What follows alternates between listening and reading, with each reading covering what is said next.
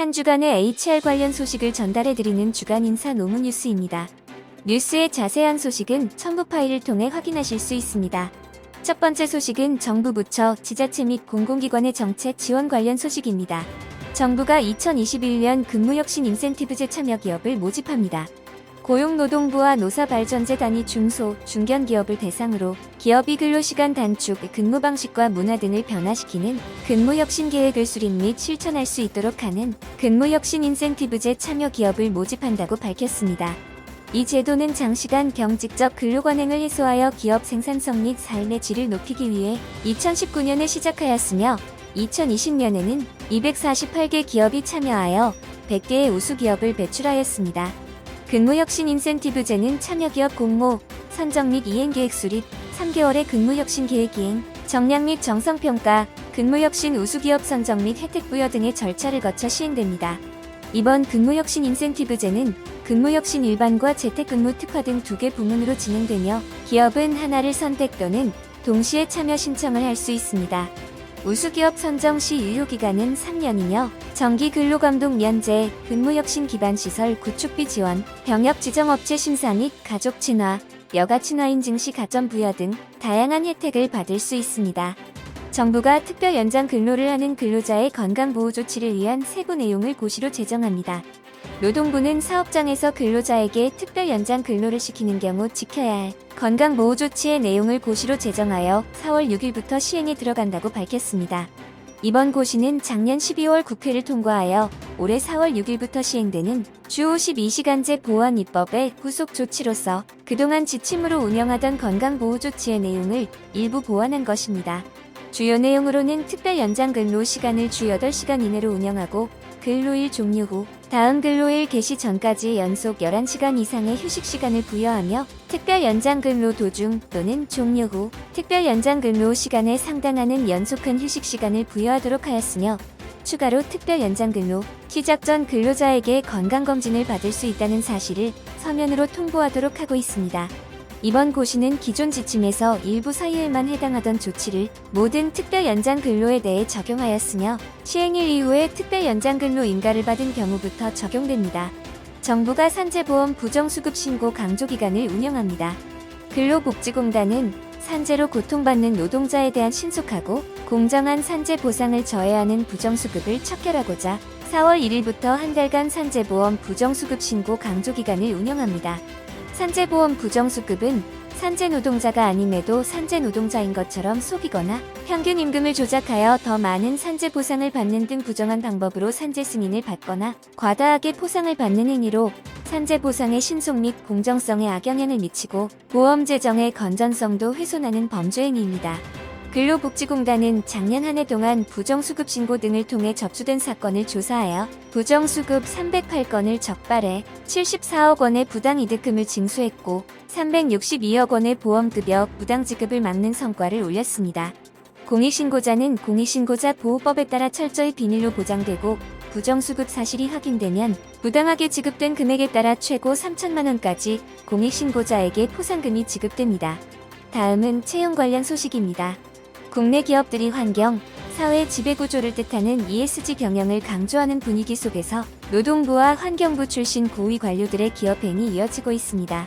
전문가들은 앞으로 ESG가 기업 경영의 선택이 아닌 필수로 자리 잡은 만큼 환경이나 노동부 출신 관료나 전문가들의 몸값이 더 올라갈 수 있다고 보고 있습니다. 대표적으로 삼성중공업은 박근혜 정부 시절 고용노동부 장관을 지낸 이기권 전 고용노동부 장관을 사회이사로 선임하였으며 포스코는 이사회 산하전문위원회의 ESG위원회를 신설하고 이명박 정부 시절 환경부 장관을 지낸 유영숙 전 환경부 장관을 사회이사로 선임하였습니다. 그 외에도 지난해에는 노민기 전 노동부 차관이 현대백화점 그룹으로 전은배 전 노동부 기획조정실장이 롯데케미칼 사회이사로 선임돼 현재까지 노사 전문가로서 역할을 맡고 있습니다. 그동안 대기업 사회이사들이 판검사나 변호사, 기재부나 금융위 출신의 관료, 교수 등 학계 출신으로 구성된 만큼 이번 환경이나 노사 전문가들의 사회이사 영입은 새로운 트렌드로 자리 잡고 있는 모양새입니다. 전문가들은 이들이 기업 경영에 있어 어떤 역할을 해낼지에 따라 일시적인 현상이 될지 지속적인 경영 환경으로 자리 잡을지 결정될 것이라고 언급했습니다. 다음은 노동조합 및 노사관계 관련 소식입니다.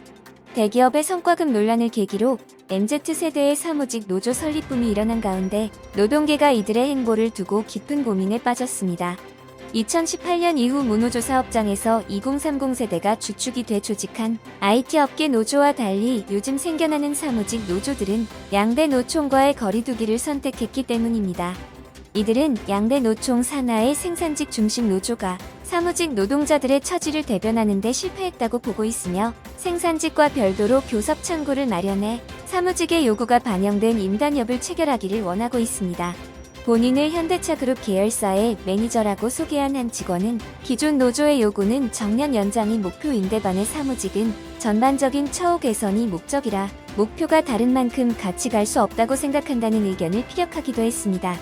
전문가들은 임금 인상 요구 등의 활동 그 자체만으로는 나쁘다고 볼 수는 없지만 기존 생산직 노조가 비판받는 부분인 본인들의 임금과 노동 조건 개선을 최우선으로 여기는 경제주의적 태도는 지양해야 한다고 조언하였습니다. 이어 정규직 중심의 기업별 활동에만 매몰되기보다 비정규직 등 모든 일하는 사람에게 영향을 끼칠 수 있는 이슈를 놓고 공동행동을 할 때 시민들의 지지를 받을 수 있을 것이라고 언급했습니다. 다음은 조직문화 및 글로벌 HR 관련 소식입니다. 몇 년 전까지만 해도 젊은 세대들의 패기 어린 불만으로 치부됐던 MZ세대의 이의제기가 직장 내 무시할 수 없는 목소리가 돼가고 있습니다. 실제로 MZ세대는 우리나라 인구의 34%, 주요 기업 구성원의 60%를 차지하고 있는 것으로 추산됨에 따라 기업이 적극적인 내부 소통을 통해 MZ세대의 요구사항을 반영하고 조직 문화를 바꿔나가야 한다는 것이 전문가들의 공통된 의견입니다. 숭실대 경영학 교수팀은 MZ세대에게 워라밸은 일찍 퇴근한다는 개념이 아니라 자기가 원하는 시점에 쉬고 원하는 시점에 일하고 싶다는 열망이 반영된 것으로 진단하며 이제는 느슨하고 개방된 조직 문화를 어떻게 효율적으로 연결해 운영하느냐가 기업의 과제가 되었다고 보고 있습니다. 중앙대 경영학 교수팀도 즉각적인 보상을 요구하는 MZ세대는 조직에 대한 충성도나 헌신이 약하다며 기업도 기존의 수직형 구조가 아닌 네트워크 수평 구조로 변화해야 한다고 언급했습니다. 이어 숭실대 벤처 중소기업학 교수팀은 MZ세대는 내가 다니는 기업의 발전보다는 자신의 이익에 도움이 될지 여부를 먼저 따지는 세대라며 기업이 발전하기 위해서는 이들의 감수성을 이해하고 이들의 문법에 공감하며 기업의 성장과 개인의 이익을 매칭시켜줘야 한다고 강조했습니다. 재택근무 확산으로 고용의 질에 있어 양극화가 깊어질 수 있다는 우려가 나왔습니다. 재택근무는 더 확산될 것이며 회사 중심이 아닌 집 중심의 생활권 문화가 형성될 것이라는 전망도 제기되었습니다. 문화체육관광부는 한국출판문화산업진흥원과 함께 재택근무는 우리 삶을 어떻게 바꿀 것인가를 주제로 인간과 문화 포럼을 개최했습니다.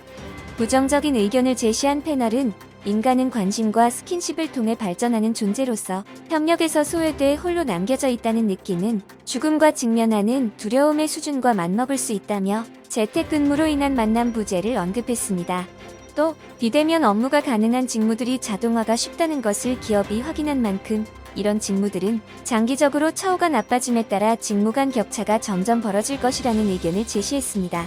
반면에 긍정적인 의견을 제시한 패널은 수평적 방식의 소통이 점점 중요해지고 더 유연하고 생산성이 높은 방식으로 산업 패러다임이 이동하고 있는 만큼 출퇴근 혼잡에 따른 사회적 비용 절감을 위해 재택근무와 유연근무가 더 활성화될 것으로 봤습니다.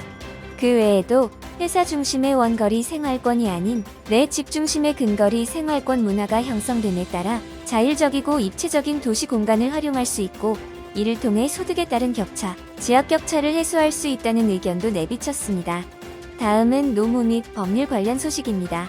권리찾기 유니온이 가짜 5인 미만 사업장 공동고발 300일 언론 발표회를 열었습니다. 이들은 지난해 6월 서울 고용노동청에 가짜 5인 미만 사업장에 대한 1차 공동고발을 한 것을 시작으로 지금까지 6차에 걸쳐 고발을 진행했습니다. 제보된 80개의 사례를 분석해보면 가짜 5인 미만 사업장 유형은 한 사업장을 서류상 2개 이상으로 쪼개 5인 미만으로 위장한 형태가 73.8%로 가장 많았으며 한 사업장을 서류상으로 10개 이상까지 쪼갠 경우도 있었습니다. 직원 중 일부만 4대 보험에 가입시켜 5인 미만 사업장으로 위장하거나 근로계약을 체결하지 않아 고용 관련 자료를 남기지 않은 업체도 있었습니다.